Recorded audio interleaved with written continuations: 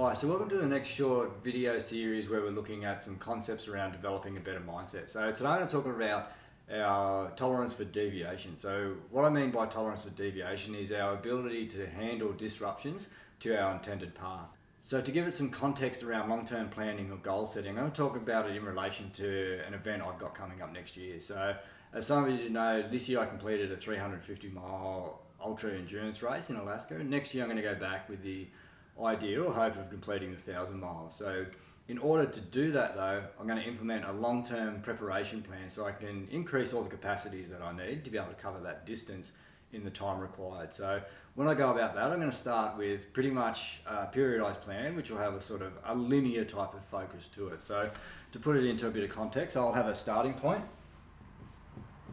which will be down here, and then I've got an end point where the race will start. So it'll be up here, and that represents the kind of improvement in a lot of these factors that I'm looking at to go there. So when you plan, it kind of just takes a linear path from point A to point B.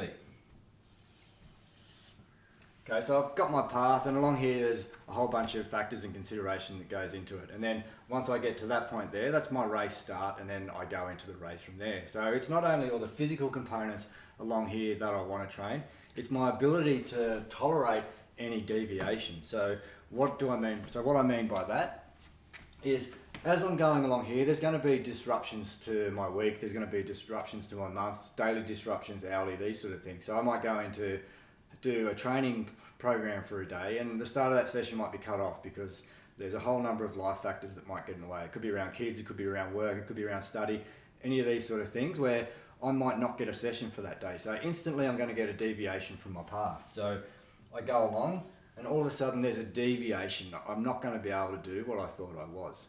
So the first thing I need to do is accept that I've deviated, and then work out how do I get back on path, and what do I have available to me to try and get the most of what I can from what I've got available to me. So I need to get back as close to that path as I can, as quick as I can. So if I've got an hour-long session and my kids get sick and I've got to look after them for 30 minutes, and so I've got 30 minutes left, I've got to do the most I can with that 30 minutes. I can't think about the fact that my session's ruined and become very positive or very negative focus that I'm a victim to something. Because the reality is that I just need to get on with what I need to do. And this happens the whole way through. So you'll go along and you'll fluctuate up and down this line as you go. So I could get injured here. Okay, so I could think, okay, I'm injured, my whole plan's gone. Okay, now I need to rethink. Or I can look at, okay, well, what can I do now to maintain my performance to get where I need to do? So I need to get back to that path, and then eventually, hopefully, I'll get up to where I need to go. Okay, so if we dwell on what's happened down here and we worry about it, we deviate further and further from that path until we find a way to rectify that deviation. So if I get down to here and I don't rectify it,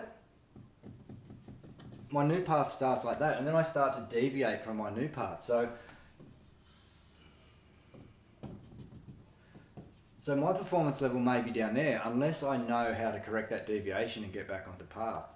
So the second thing that I want to look at is my ability to tolerate this deviation. So by accepting the fact that it's going to deviate and understanding that I just need to get back on the path and working out how to do it as quick as I can actually train my tolerance for deviation. So when I start, my tolerance might be this much, and then as I go through understanding these and dealing with all these deviations and discomfort, I can expand it to that level, which is really going to be what I need to do the race that I intend to. So when it comes to race time,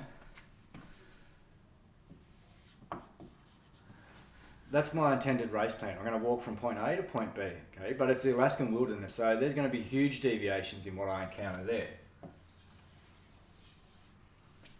And hopefully I get to the end.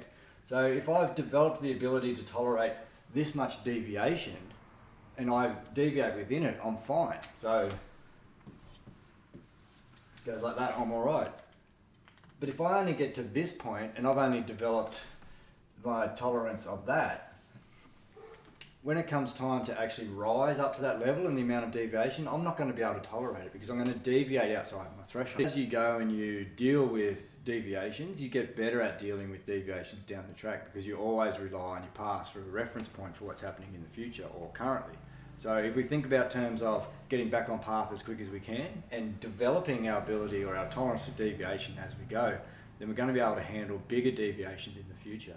Okay, so this is not only isolated to endurance racing, it could be any plan that you've got or any long-term plan that you have. Okay, it's in business, it's in life, it's with family, okay, it's with performance. Anything you do, there's going to be deviations. So we need to think about developing our tolerance for it so that we can handle much larger deviations later in life when things that we're doing are really important to us. Okay, so I hope that gives you an understanding of just another concept to help improve your mindset and help you handle discomfort and get to where you want to go.